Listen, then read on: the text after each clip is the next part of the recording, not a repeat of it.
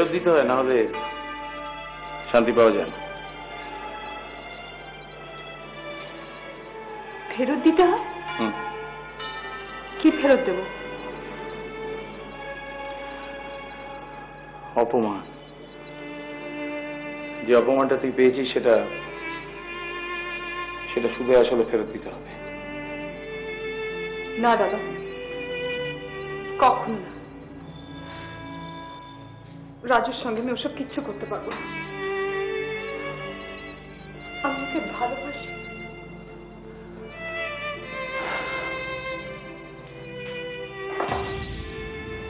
আমিও তো রাজুকে ভালোবাসি, তুই সেটা জানিস? জানি জানি তুই রাজুকে কতটা পছন্দ করতিস। করতিস? তাহলে তোর কি মনে হয় আমি এখন রাজুকে পছন্দ করি না? হ্যাঁ, আমি কি এমন বললাম যে তোর মনে হলো আমি রাজুকে পছন্দ করি না? রাজু যা করেছে সেটা যদি ঠান্ডা মাথায় আমরা করি তাহলে সেটা প্রতিশোধই হয়। দেখ দাদা, পুরোটা না হলেও সম্পর্ক নামের এই জিনিসটাকে আমি একটু বুঝতে শিখেছি। দূরে যাওয়া না থাকলে কাছে আসাটাও থাকে না।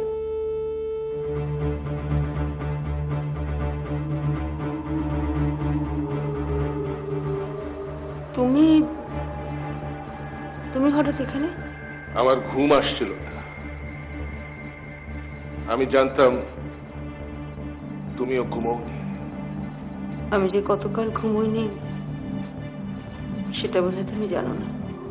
আমি কোনোদিন জানবার চেষ্টাও করিনি। সে ভয় তোমার নেই। এত বছর তোমার দেখছি তো। তুমি ডাক্তার মানুষ। একটা ধর্ষণের সন্তান, যার সঙ্গে মিত্র পরিবারের কোনো সম্পর্ক নেই, সে মিত্র পরিবারের নাম নিয়ে পৃথিবীতে জন্মাবে, এটা আমি সহ্য করতে পারছি না। কিন্তু সহ্য তোমাকে করতেই হবে। করতেই হবে? অবাক হয়ে যাচ্ছে যে? অবাক হয়ে? ও, অবাক তুমি হবে, কারণ তোমাকে তো কখনো কোনো কিছু সহ্য করতে হয়নি। তা কি করবে বলো? না, আমি কিছু করব না। আচ্ছা বিদিশা, আমি কি তোমার কাছ থেকে কোনোদিন কিছু চেয়েছি?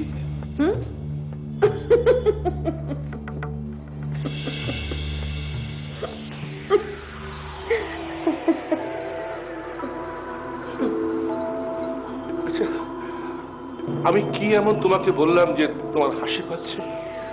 ওই যে চাইবার কথা বলো। বিদিশা, তুমি মিনুর সঙ্গে কথা বলো। কি কথা বলবো?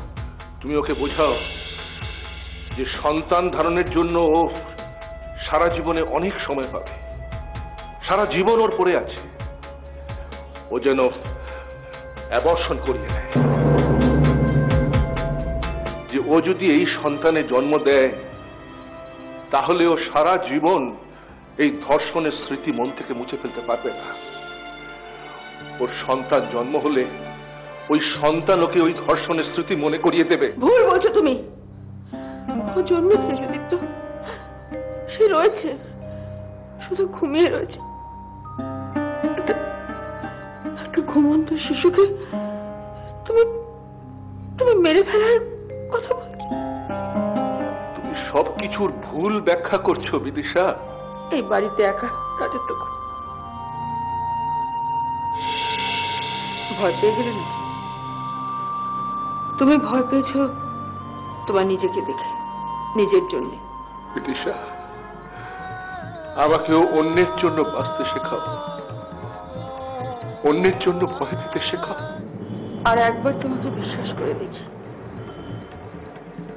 ভরসা করি সকলে মিলে একসঙ্গে ভোরের আলোটা দেখি।